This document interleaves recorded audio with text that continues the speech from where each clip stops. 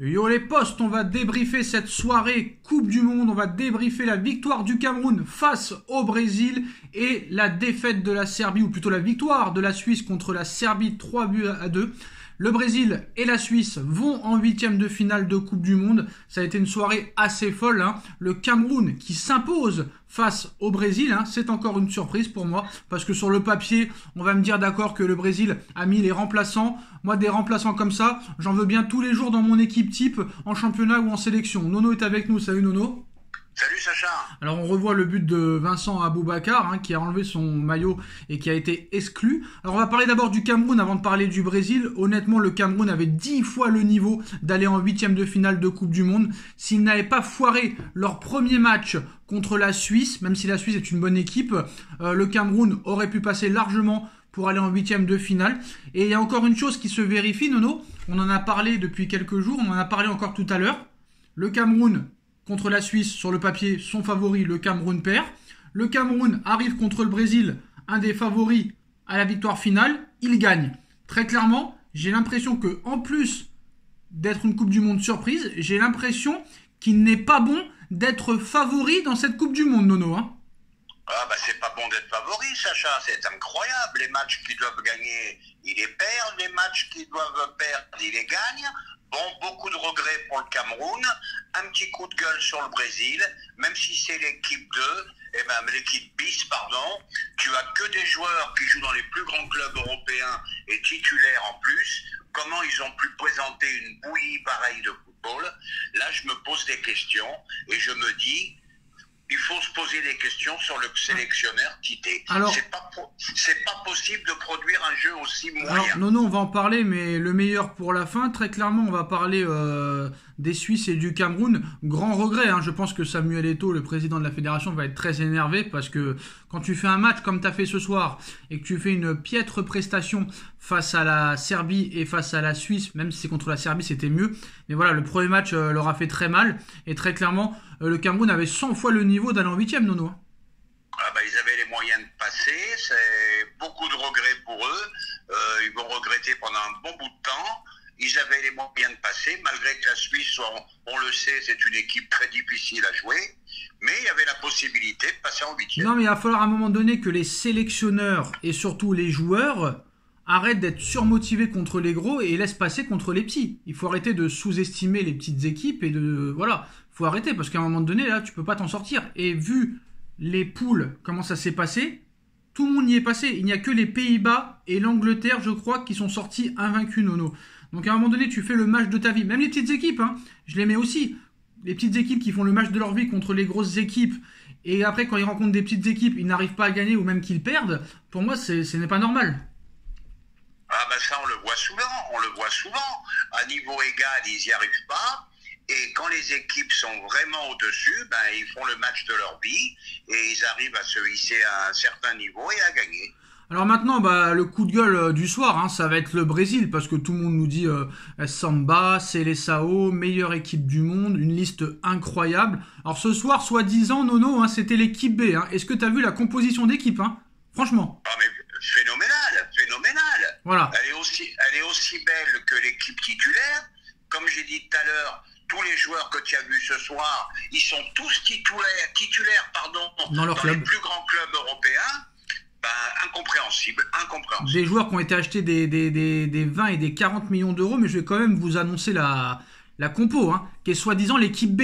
Pas à 100%, mais l'équipe B. Ederson dans les buts, Dani Alves à droite, Telles à gauche, que tout le monde s'arrachait il y a encore 2 ans, Bremer qui a été acheté une fortune par la Juve cet été, Eder Militao titulaire au Real Madrid, Fred, Fabinho au milieu de terrain, Anthony à droite, Martinelli à gauche, Rodrigo dans l'axe en numéro 10 et Gabriel Jesus qui fait un début de saison incroyable avec Arsenal. Moi je suis désolé Nono, hein. J'ai regardé les 3 matchs du Brésil en intégralité, je me suis fait chier.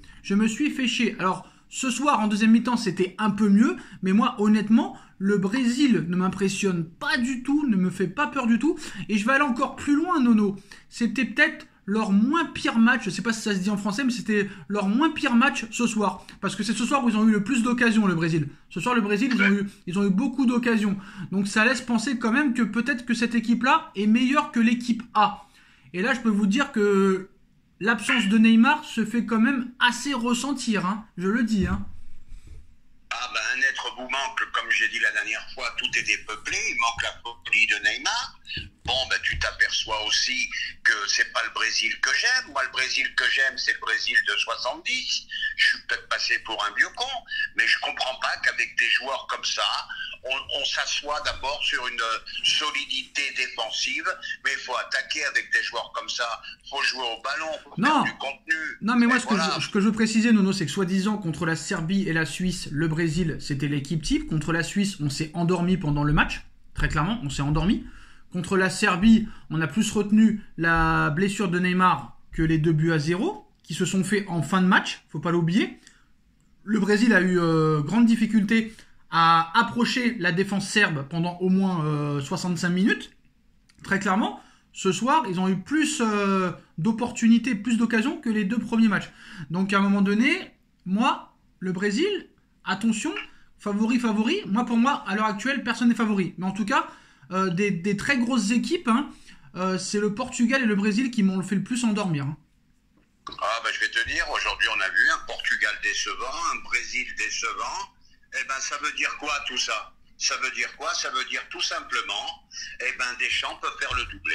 Voilà. Deschamps ou quelqu'un d'autre qui peut gagner aussi, parce que moi je peux dire que là, je sais pas si tout le monde va monter en puissance et qu'on aura été trompé par les matchs de poule, mais avec ce que j'ai vu en première partie là, pour moi, je ne ressors personne favori. Pour moi, il n'y a pas un favori qui se met de côté en expliquant bon tu vois Nono eux ils sont trop forts, on les met de côté et après il y a que des outsiders. Moi honnêtement je ne vois aucun outsider. Demain tout le monde pense que les Pays-Bas vont exploser les USA, je demande à voir, on en reparlera après le match. Argentine-Australie, sur le papier l'Argentine devrait se balader, mais ce qu'on a vu sur les matchs de poule, ce ne sera pas forcément le cas. Même le Portugal-Suisse, ça va être compliqué. La France, tout le monde les voit gagner 3-4-0. Va savoir pourquoi pas la Pologne peut se réveiller alors qu'elle était endormie complètement les 3 premiers matchs. C'est tellement une Coupe du Monde où on a des tas de surprises qu'il peut se passer tout et n'importe quoi, j'ai l'impression. Ah ben c'est une Coupe du Monde où tout peut arriver. Bon maintenant un petit coup de gueule sur ces 3e matchs quand il n'y a plus rien à jouer. Est-ce que je pense qu'il y a quand même un manque de motivation. Je reproche aux équipes bis de ne pas profiter de cette occasion pour se montrer et mettre le doute dans la tête des sélectionneurs. Voilà. Alors ça, je suis d'accord sur ton deuxième point, mais pas sur le premier, parce que quand même, il y a eu beaucoup de 3e matchs où il y avait quand même du suspense. À part 1 ou 2 groupes, il y avait quand même des équipes qui jouaient leur 3e match en qualification. Donc c'était... Ouais, je pense que tu parles plus du Portugal ou du Brésil ou de la France. Un peu. Voilà, je parlais des équipes favorites. Ouais, mais c'est sûr que peut-être qu'il va falloir changer de système. Au lieu de faire des Coupes du Monde à 48 ou à 72, peut-être enlever les matchs de poule et faire des matchs à élimination directe.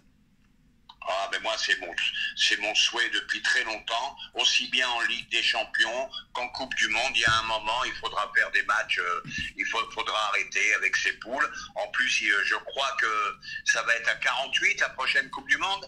Dans 3 pays différents.